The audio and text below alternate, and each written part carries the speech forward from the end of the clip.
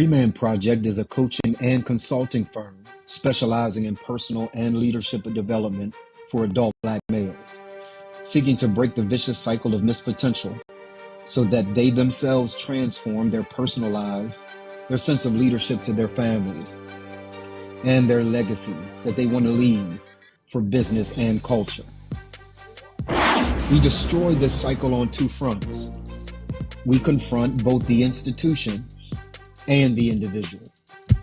We address the institution because, according to the statistics, Black males are under assault and are targeted for extinction in ways that their white counterparts are not. We are over-incarcerated and under-educated. There are systems in place, political systems, media systems, and religious systems that serve as intentional, or some say unintentional, barriers to the Black male's advancement. As a result, we work to raise public awareness about issues confronting Black males, promote healthy and positive images about Black males, curate spaces to share information and resources about programs, services, and support for Black males, support knowledge creation and dissemination around these issues, and provide a forum for Black males to both speak and act for themselves. We address the individual Black male because we cannot avoid personal responsibility. We are now overmothered and underfathered. We make bad social choices, and we avoid responsibility for getting ourselves out from under the social plight that we face. We will develop the moral compass and character necessary to face the adverse realities that are faced in everyday life. We live by the premise that even that which is not our fault is still our responsibility. In 2019, we answered the call to transform the culture one man at a time. Our society, our families, and men in particular are in a state of crisis. And the goal of the Remand Project is to curate the largest, strongest, and dopest community of Black males in the entire world. We then create awareness and action against the institutional and individual impediments that exist against the foundation of our culture and overall society, which is the Black male.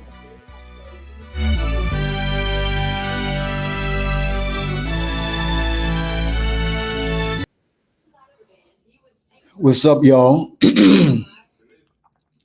Excuse me. What's going on with you? Thank you for joining. Hey, Jacarl Smith, thank you for joining, my guy. Appreciate you. Do me a favor, share that I'm on. This is the 5th year that Remand has been in existence, been fighting the good fight of faith as it relates to making sure that our brothers are seen, heard, taken care of, affirmed, and held responsible for the things that we should be held responsible for. So do me a favor, let everybody know that we're on, tag some people, highlight some people, put @followers at some people. If you're watching by YouTube, then I want you to do me a favor and subscribe, like and subscribe to this page, this channel, so that we can continue to expand our reach.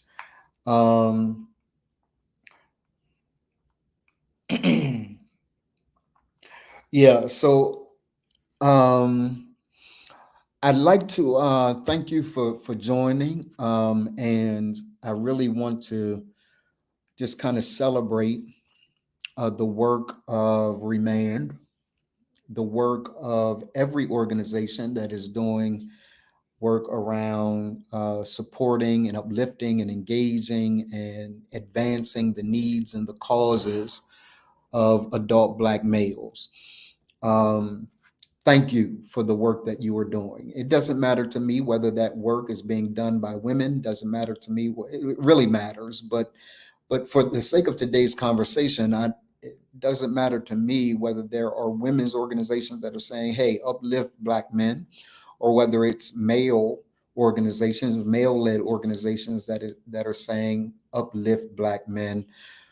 Someone has to sound the alarm. Someone has to give a clarion call. Someone has to say something about the needs and concerns of adult Black males. If you can hear me and you recognize that, if you can hear me clearly, because I got a message from one of our brothers inside Remand yesterday that said it wasn't clear. My voice wasn't clear, it was a bit muffled. So I want to make sure you guys can hear me. If you can hear me, do me a favor, put a thumbs up in the chat or say, yes, I can hear you.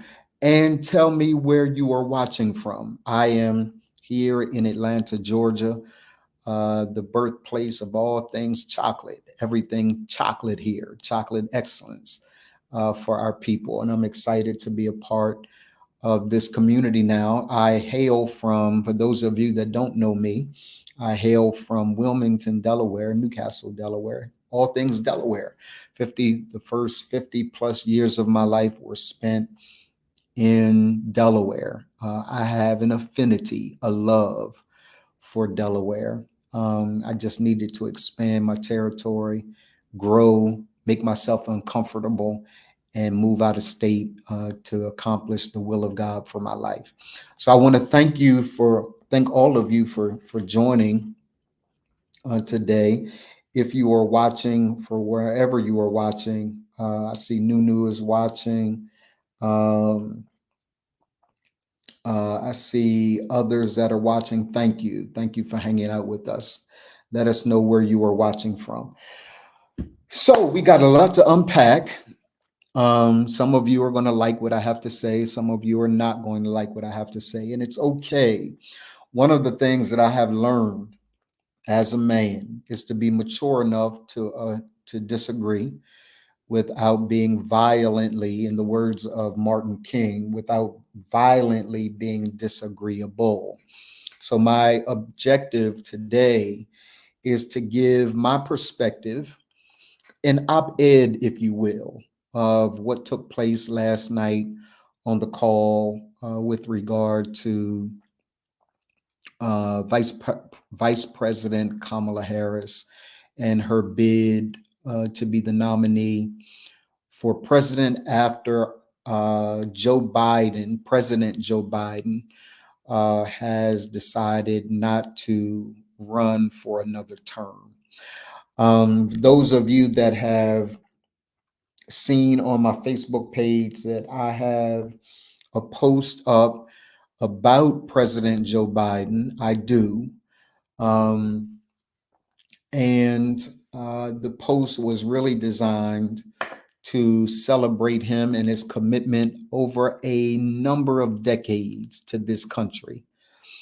Um, I have a deep honor and respect for President Joe Biden. I have a deep honor and respect for Ashley Biden. I have a deep honor and respect for Dr. Jill Biden. I had a deep honor and respect, and still do, for Beau Biden.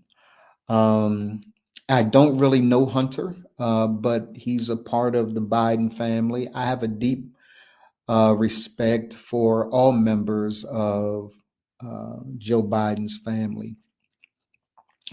Let me begin by saying, look, I am unaffiliated. I am registered unaffiliated. I am not a Democrat. I am not a Republican. I am an intentional and radical independent. And I have to say that because the reason why I am uniquely qualified to talk about this issue that I am about to talk about is because um, I don't have a dog in the fight. I don't have a dog in the fight. I don't have a dog in the fight as it relates to making sure that VP Kamala Harris gets elected. I don't have a dog in the fight with regard to making sure that um, former President Donald Trump gets elected. I don't have a dog in the fight in making sure either of them don't get elected.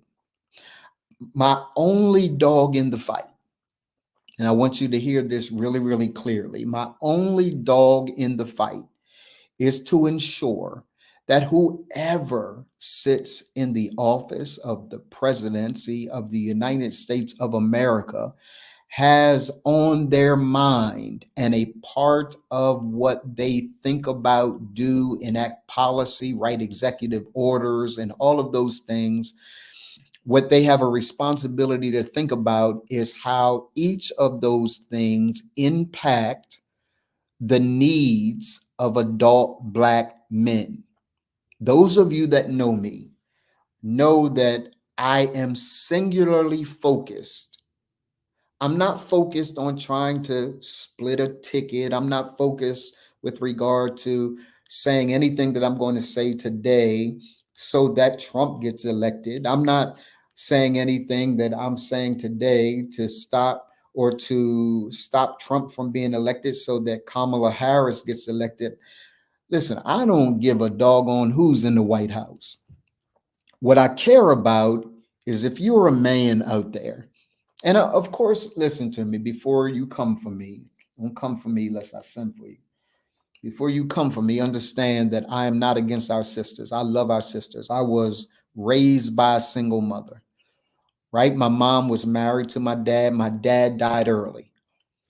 My dad died early. And so I have fond memories of my dad, and I have some not so fond memories of my dad. But this is what I know: my dad did the best he could with what he had at the time that he was here.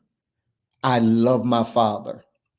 I love my mother because my mother, from the age since the time I was born, gave me nuggets of wisdom and clarity and understanding with regard to what I should be about as a human. Now, I am of the opinion, you don't have to be of this opinion, but I'm of the opinion that a mom uh, cannot teach her son how to be a man. She can teach him how to be a decent human. My mother taught me how to be a decent human. And you have heard me say before that as it relates to being a decent human, all of the praise goes to God and my mother. All of the mistakes are mine. My mother gave me the tools to be a decent human. Son, keep your word. Honor your word. Make sure that you understand your word is all you have. Serve God. So there were some very basic principles and premises upon which my life was built. My life wasn't built to just do whatever I wanted to do at the expense of others. My life was built so that I did the right thing. And even when I didn't do the right thing, my mother loved me, but she would check me. So I don't have any problems with women in leadership. I don't have any problems with any of that. My mother was a bishop in the Lord's church. My mother shattered the glass ceilings for a lot of sisters that have come after her. First woman to be ordained and pastor a Baptist church in the entire state of Delaware. One of two first women to be consecrated bishop in the Full Gospel Baptist Church Fellowship. First woman, Black woman, to be elevated deputy chief as the chaplain of the Wilmington Fire Department. So for those of you that think I don't have a respect and a love for our sisters, how could I not, with all of the accomplishments that I watched my mother accomplish and such great legacy she has left? One of the things that many people don't know about my mom, though, those of you that were close with her, you know it. Those of you that just know her by name, you don't know it. My mom also had this thought that if things were really going to get better, They would only get better to the degree that Black men were served. In fact, when I started Remand, I'll talk about Rob Watson in just one moment, but when I started Remand 5 years ago in 2019, June of 2019, when I started Remand, my mother was the first contributor to Remand. She gave it its first $100. Why? Because this is what my mother said behind the scenes that nobody knows other than family and those that are close to my mom, were close to my mom. She would always say, son, I understand my position in this society. And I will tell you that if you ever help get Black men together, it is the only way that our society will be better. I want you to listen to the words. For those of you that respect Bishop Aretha Morton as someone who has shattered the glass ceilings for women, I want you to hear what she said. Son, I appreciate all that you do. This is when I was pastoring, but she said this, son, I appreciate all that you do in pastoring and all of that. But let me tell you this, if there's ever going to be hope, it's what you do in support of adult Black males, of Black men and Black boys, that is really going to matter. Our society is not going to be any better unless and until we learn to serve adult Black men. So since 2019, at the retirement of at 50 years old, in 2019, at the retirement of pastoring for 25 years, I started a journey. And the journey that I started was recognizing that there were unmet needs, unrecognized needs, and even unspoken needs of adult Black males, because we have been forced into this space where we are talking about everything but us. We're talking about the needs of our children, and we should. We're talking about the needs of our sisters, and we should. We're talking about the needs of other people groups, and I am not saying we shouldn't talk about those things, but I am also saying,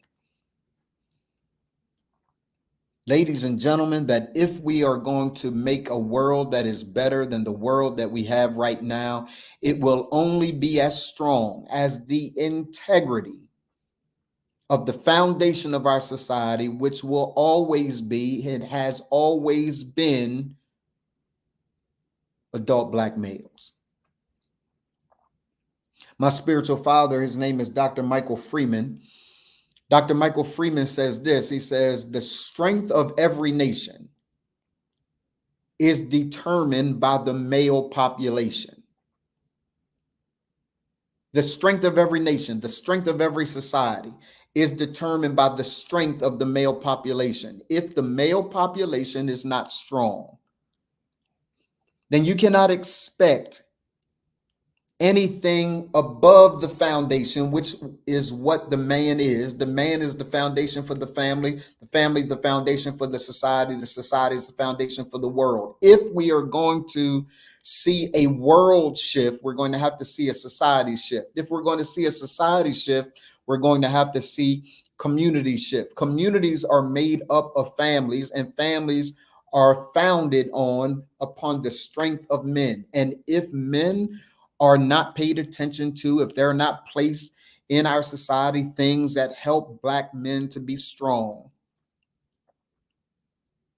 then it doesn't matter to me what you do with other segments of society. It will not advance the needle. It will not move the needle. It has been proven over and over and over and over again.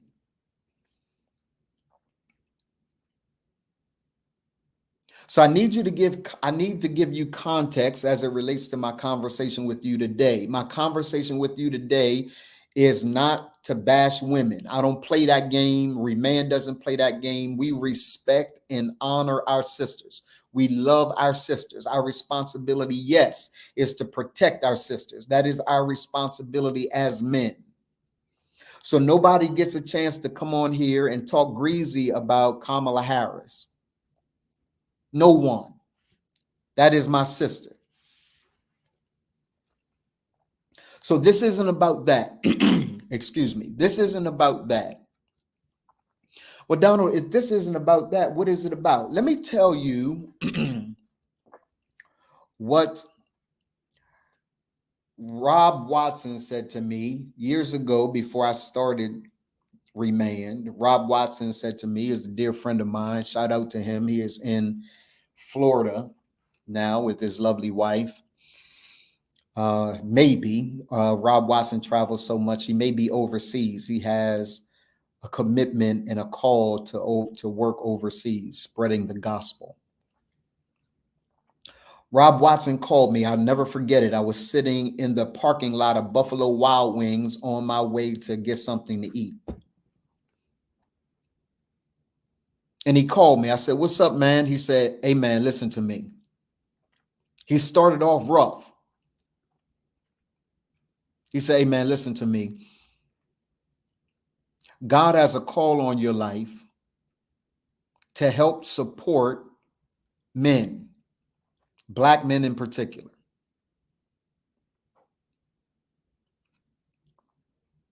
And then he said this, he paused and he said, "If you're not going to do it, then tell me right now you're not going to do it.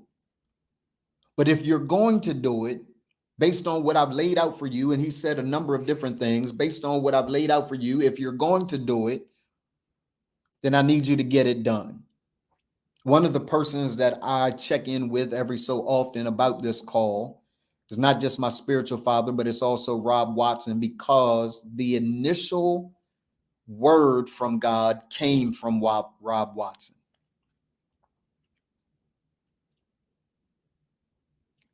I'm going to get to about last night, but I got to give you some context of the reasons why I'm about to say some of the things that may piss you off a bit.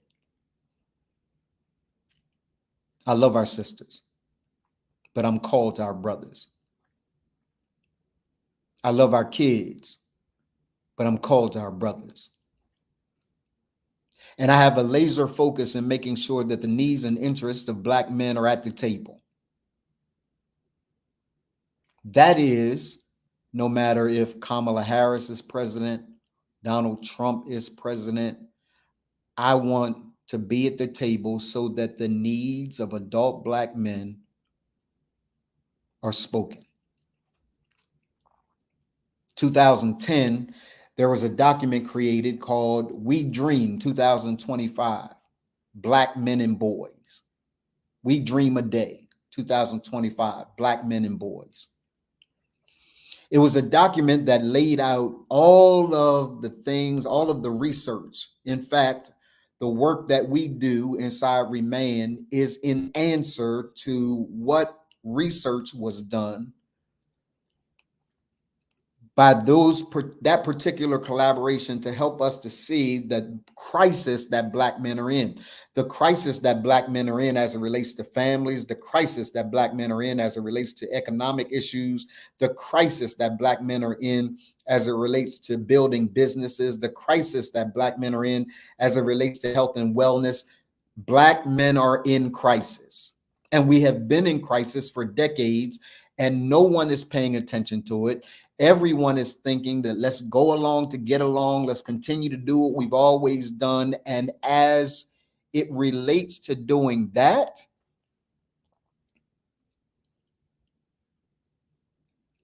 I can't do it anymore. And neither should you. Go along to get along. Maybe next time we'll talk about the needs of Black men 4 years from now. It was John Hope Bryant who said, I believe something like this, something to this effect. It was a powerful quote, and I want to get it as right as I can. John Hope Bryant said that culture changes every 30 years, but we only have 20. So between 55 and 75, I got a lot of work to do to make sure that the issues as it relates to the culture of Black culture and Black men are supported and helped. If culture is to be transformed, it will only be transformed consistent with the amount of attention that we give to adult Black men.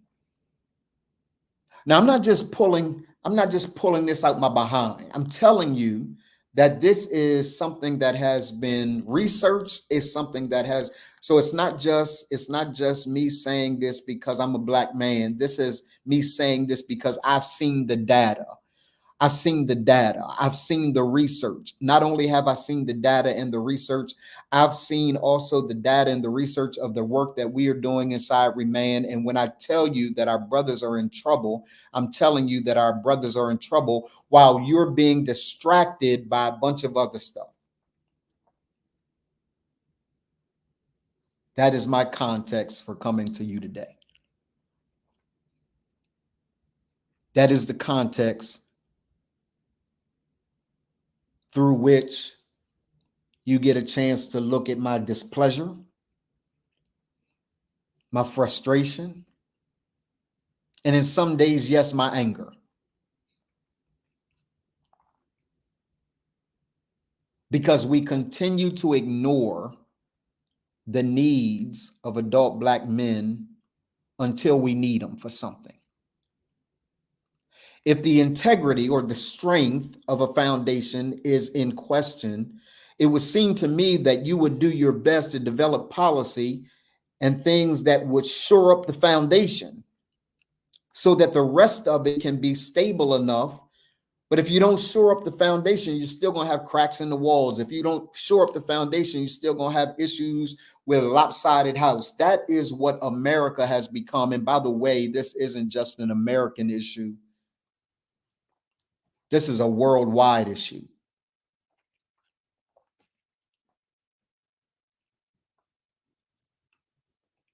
This is a worldwide issue.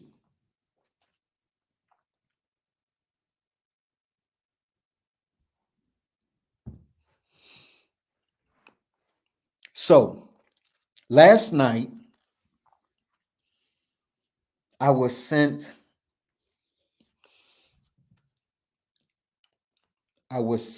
a message.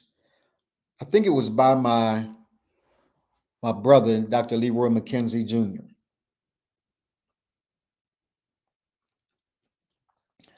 And the message was to be on a call, inviting me to a call, Black Men for Harris, hosted by Roland Martin, the Honorable Michael Blake, the Honorable Bakari Sellers, the Honorable Khalil Thompson, the Honorable Quentin James. The goal of the call was to obviously raise money for Vice President Kamala Harris and to rally a group of men, Black men in particular, to make sure she gets elected.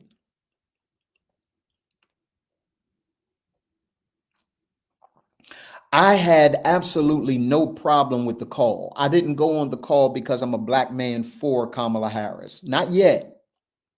Not yet.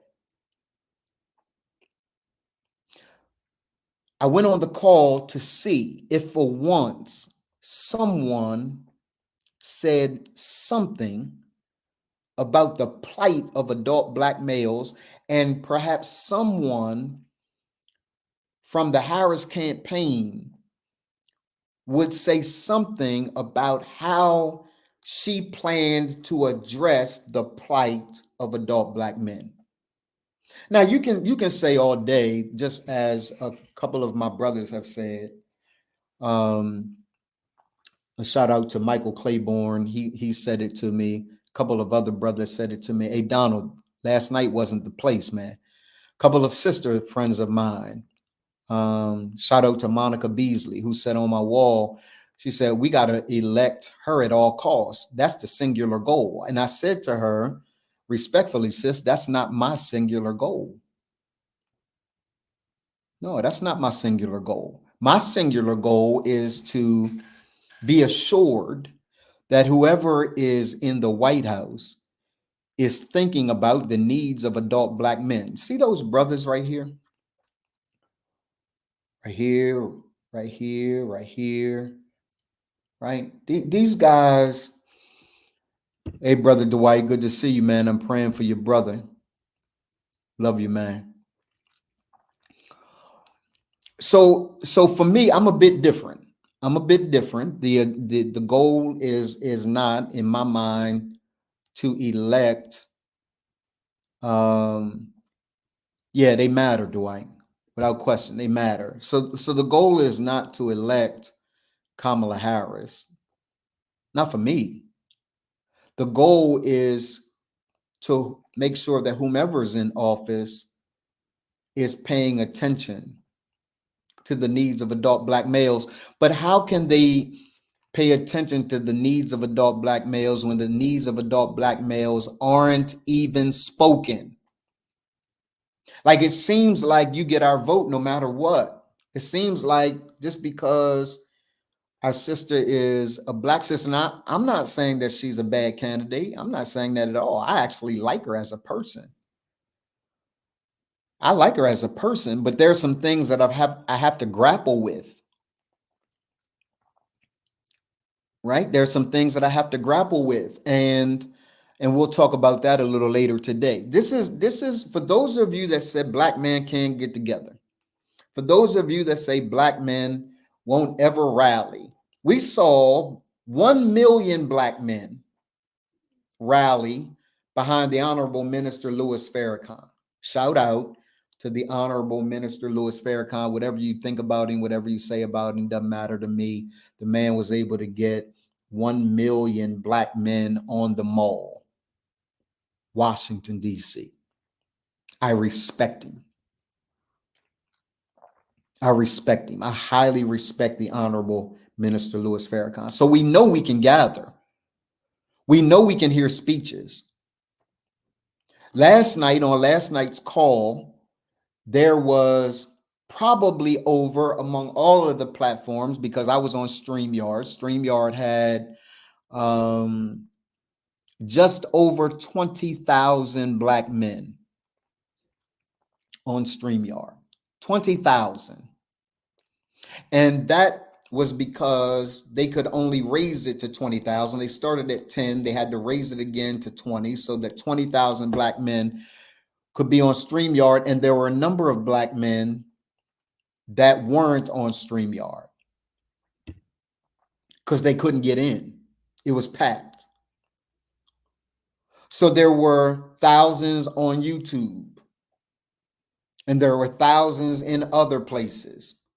So I am told that upwards of maybe 40, 50,000 Black men were engaged in this conversation raising money. By the way, Black men raised $1.3 million. Our sisters raised $1.5 million for that would be split between the Harris campaign and grassroots organizations to do some groundwork in getting her elected. Now, I ain't got no problems with that. I think that's smart. I think Roland Martin said it well when he said, look, that oftentimes the ground games of these campaigns, these grassroots organizations aren't supported. They do the work for free, right? And so I think it is great that that this money was split between the Harris campaign and the grassroots organizers. I think that was just smart. I think it was wise. I think it was best as a strategy. But I want to say this again. I want to say it.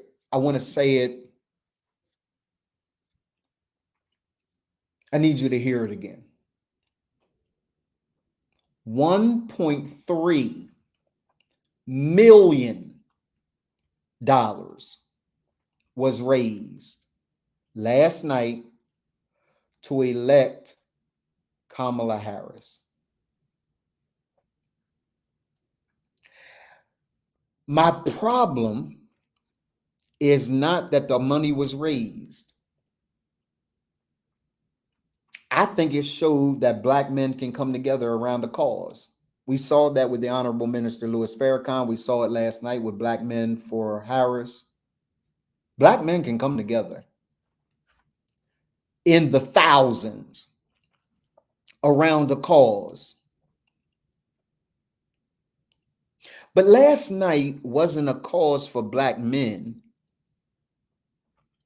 Last night was a cause for Kamala Harris, who I'm not sure what her platform for adult Black men is.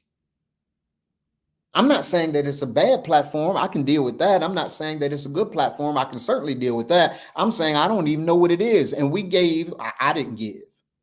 I just didn't give. Not because I don't like her, but because my dollars are reserved for organizations and institutions that are interested in the uplift of adult Black men. And I don't know that yet.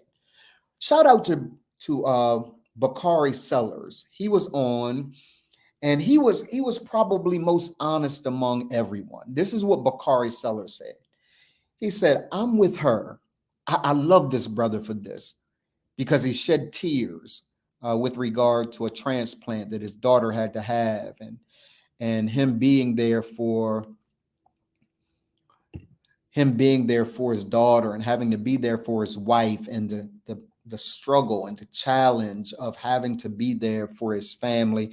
And he said this, he said, with tears in his eyes, tears flowing down his face, he said this, he said, I'm with her because when I was in my deepest, darkest moment, she was the one that called me.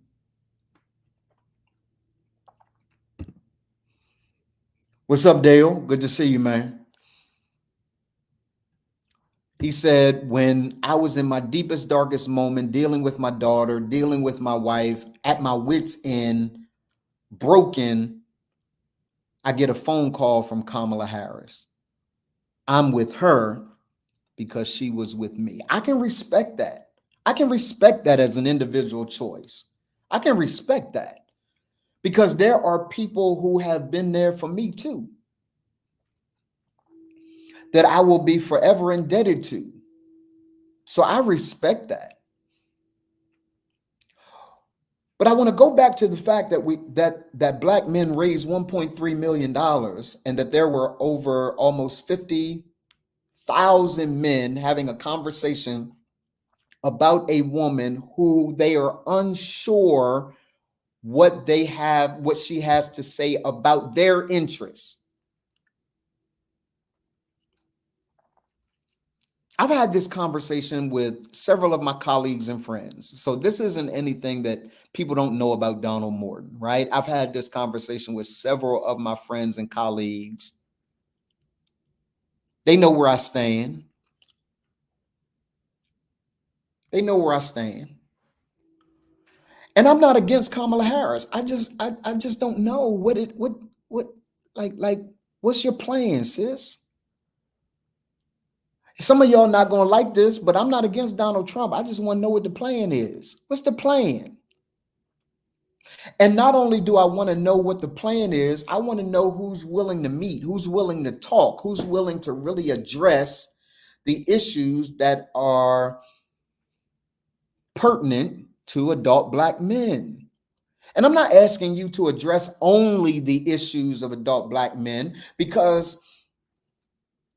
but what I am saying is that I'm seeing you address seemingly, this is my own perspective. I've looked at policy, I've looked at platforms, I looked at all of that.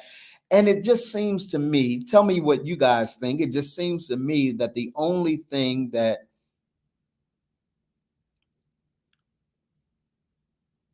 our dear sister Kamala Harris is interested in is Roe v. Wade,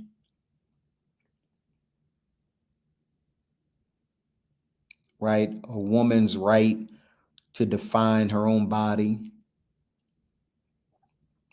right? Her choices around abortion, those kinds of things. So there is a particular politic that is really designed to speak to the issues of women, because the issues of women, Black women in particular, have Black women make up the majority of the Democratic Party, from the Black community at least.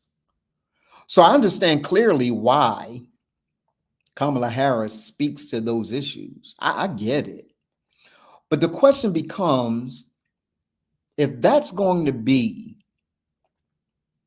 the way it goes down, that the issues of our sisters are at the forefront of the ticket, where, listen, brothers, I just want to ask a question. What you do with the question is absolutely up to you. Where does that leave you? Where does it leave you if your support of Kamala Harris or Donald Trump or wherever your support is, if either of these, if neither of these individuals have shared with you openly and full-throatedly, I am for strengthening adult Black men? And this is, I'm not just going to say it, this is, my budget is going to reflect it. My cabinet is going to reflect it, right? That it's not just me saying I'm for Black men, but I'm going to show you in my policy. I'm going to show you in my budget. I'm going to show you in my cabinet. I'm going to show you in my, those that are like, I'm going to show you with who I appoint to the bench. I'm going to show you, because right now, what you are seeing in manifestation is the heart of our leaders as it pertains to what they think is priority. And I'm not here to say whether it's good or bad. I'm here to shed the light on it. I'm here to say to you, is it wise for you to continue to support anyone? Doesn't matter to me who it is, because I get people all the time, Dwight. I get people all the time, Jakar. I get people all the time, Dale, who say to me, well, Donald, what has the Republican Party done? That's not my argument. I'm not a fan of them either.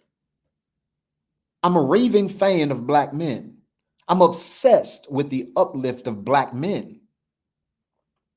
So I don't want to, I'm not pitting the Democrats against the Republicans or Kamala Harris against Donald Trump. That's not my argument. My argument is whoever is in the seat, I need you to pay attention to the plight that we're under, the stress that Black men are under. Bakari Sellers did say that. He said Black men are under stress and no one's paying attention until we explode and we do something crazy like we're doing in Chicago, and we do something crazy like we're doing in Philly, or we do something crazy like it's happening in Delaware. We're killing each other in record numbers because no one's paying attention. What if I argue with you that a part of the issue is that if someone were paying attention, other than just yelling out gun control, if someone were paying attention to us, maybe some of the things that are happening is Black men fanning the flames, saying, pay attention to me. Pay attention to me. Troy Wood says, I think most Black men aren't looking at the government for their agenda towards us. They don't trust the government. We have to bring our resources together. Women are heavy in politics, just like church, without question. And here's the deal though, bro. You and I talked about this earlier on the wall, right? And even in the DM. I agree with you that most Black men are not looking to government. And I got something to say about that, because I think that's a brilliant statement that you made. Most Black men are not looking to government. But there were over 50,000 of them that did last night, and they gave $1.3 million. I'm wondering what would happen, Troy, to your point, man, if $1.3 million was given to I'm gonna take remand out of it. If $1.3 million was given to an organization that specifically was designed to minister to the needs of adult Black males, and can I tell you that the majority of the institutions are not set up to address adult males, Black males. So $1.3 million given from 50,000 brothers. So there is a particular segment of the population that, yes, is relying on government.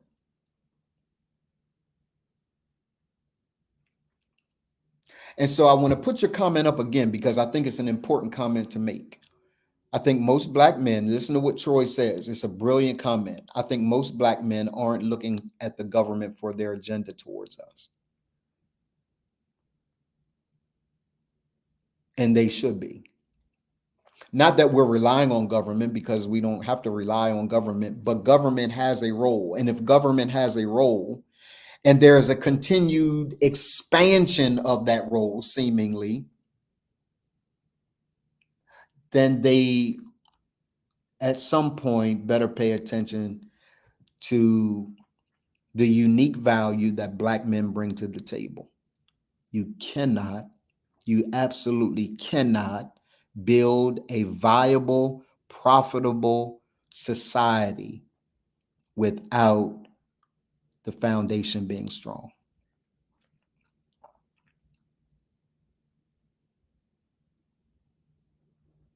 You can't do it. How do I know? They've tried. We're no longer in the homes like we should be. We're our health and wellness. There are statistics that say this, and I'm going to wrap them up in a bow. Statistics that prove this. Black men are the most sick and earliest dyers in our society. We are more sick than everybody else, and we die quicker than everybody else. That's the data. And yet, we're not sounding the alarms about the crisis that Black men are in. Black men are incarcerated at higher levels than any other person on the planet. And yet, we're not sounding the alarms. Shout out to organizations like Calvin Mann who has an organization that deals with fatherhood. We got fathers that ain't in the home. We got fathers' rights that aren't being paid attention to. We've got dads that are single dads that are raising their kids, doing phenomenal jobs. And we continue to suggest that Black men, shout out to Troy Woods, who has 300 fathers as an organization, right? Or Fathers 3,000 or something like that, right? Phenomenal organizations for dads. How come we don't hear about them? How come we don't hear about them? I'm not just talking about Black men gathering and coalescing and coming together for another person's agenda. We know how to do that. We've been doing that for decades. We know how to coalesce, gather our money, and put our money behind someone that doesn't even have our interest at heart. We do that well, and we continue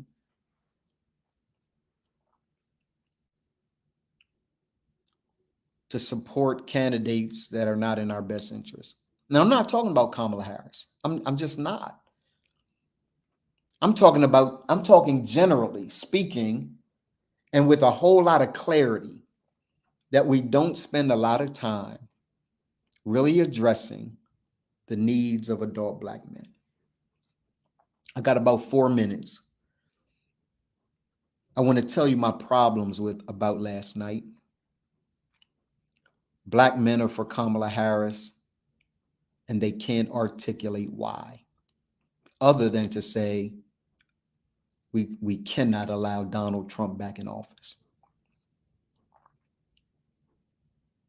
I want to ask a question the next time you pull out your credit card.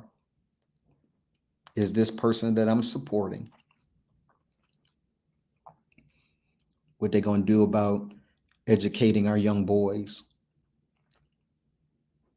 where the statistics say that the majority of our young Black boys are leaving school early, and even those that are still there are graduating with third grade reading levels. That's what you're supporting. I want to ask the question about who is dealing with prostate cancer.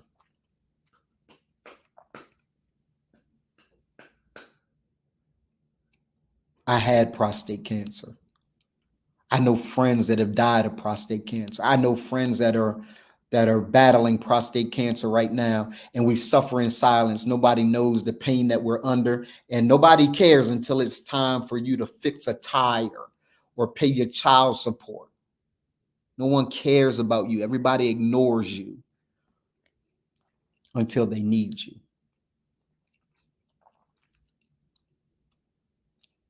Everybody's celebrating the fact that minority-owned businesses, that there are organizations set up for the minority-owned businesses. But let's be clear that when they say minority-owned businesses, they're talking about Black women, they're talking about women, they're talking about white women too. Not talking about specifically about Black men. So here's what I'm saying to y'all. Troy said it to me earlier today. We better get our act together. And if they don't have an agenda, it's okay. Dwight said this. It's okay. If they don't have an agenda, it's okay. We got one, though. We got one. Remain has one that is specifically about adult Black men. It ain't about women. It ain't about children. It ain't about the LGBTQIA plus community. It ain't about any of that. Ain't nobody coming to save us, Dwight. Absolutely right. No one's coming for us. We better raise up and do this one for ourselves. Because Troy is right. Most of us brothers aren't thinking about ways in which the government can help. And I'm okay with that too. But what would happen if all of us got together, brought our gifts to the table, and advanced the cause of adult Black men? Yeah, maybe that's what we should do. Maybe that's what we're going to do. Brothers, I love y'all. I respect y'all.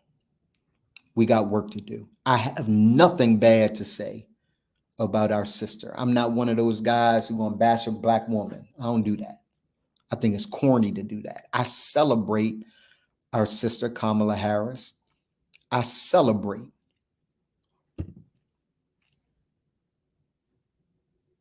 the culture is us first. I celebrate Kamala Harris. I celebrate all 50,000 of those brothers that gathered to do what they thought was right, and that is support our sister.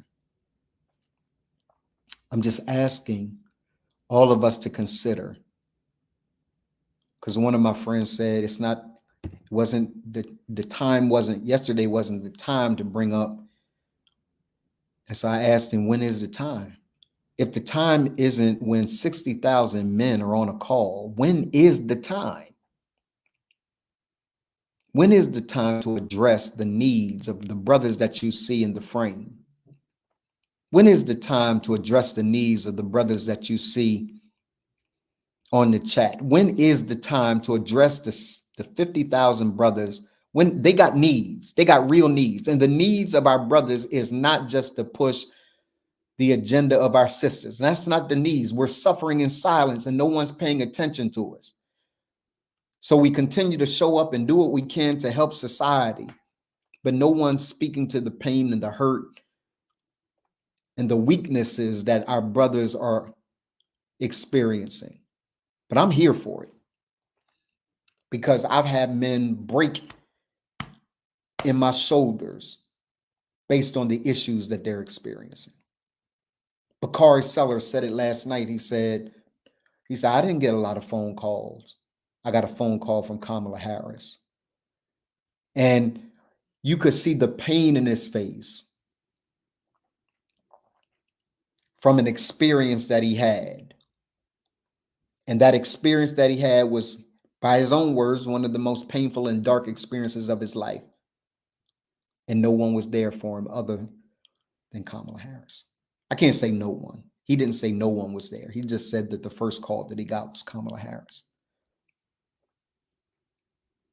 But there are thousands of Bakari sellers out there who are in pain, who are challenged, who are being disrespected, who have to go outside their house and their families are wondering whether they're coming home at night. They're in distress.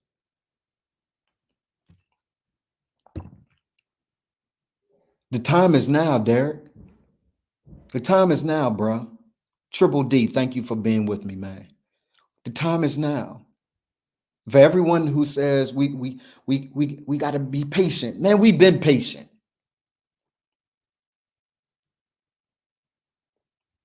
You got two parties that are ignoring you, and you've grown comfortable with that. You're okay with that. I'm not okay with it. I'm angry for you. Even if I'm not angry with you or alongside of you, I'm angry for you because you have grown comfortable thinking that this is the way it's going to be. And as long as I got breath, I'm going to die on this hill, gentlemen. I'm going to make sure your issues are heard, that you are seen, and that there is space for you. That you are heard, that you are seen, and that there is space for you. Let's begin here. Go to www.remand.community. www.remand.community.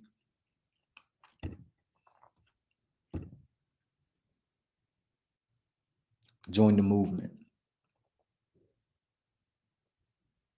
Thank you all for engaging with me.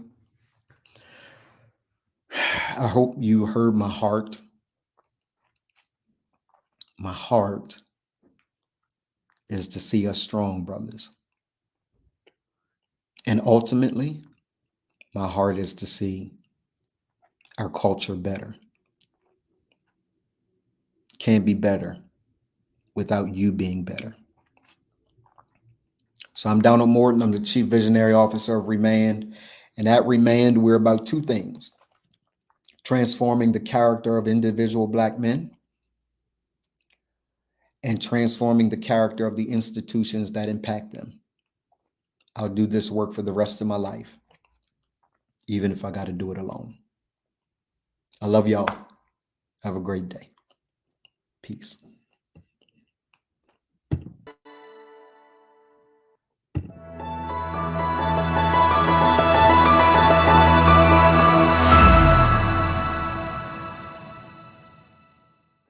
The Remand Project is a coaching and consulting firm specializing in personal and leadership development for adult Black males, seeking to break the vicious cycle of missed potential so that they themselves transform their personal lives, their sense of leadership to their families, and their legacies that they want to leave for business and culture. We destroy this cycle on two fronts. We confront both the institution and the individual. We address the institution because, according to the statistics, Black males are under assault and are targeted for extinction in ways that their white counterparts are not. We are over-incarcerated and under-educated. There are systems in place, political systems, media systems, and religious systems that serve as intentional, or some say unintentional, barriers to the Black male's advancement. As a result, we work to raise public awareness about issues confronting Black males, promote healthy and positive images about Black males, curate spaces to share information and resources about programs, services, and support for Black males, support knowledge creation and dissemination around these issues, and provide a forum for Black males to both speak and act for themselves. We address the individual Black male because we cannot avoid personal responsibility. We are now overmothered and underfathered. We make bad social choices, and we avoid responsibility for getting ourselves out from under the social plight that we face. We will develop the moral compass and character necessary to face the adverse realities that are faced in everyday life. We live by the premise that even that which is not our fault is still our responsibility. In 2019, we answered the call to transform the culture one man at a time. Our society, our families, and men in particular are in a state of crisis. And the goal of the Remand Project is to curate the largest, strongest, and dopest community of Black males in the entire world. We then create awareness and action against the institutional and individual impediments that exist against the foundation of our culture and overall society, which is the Black male.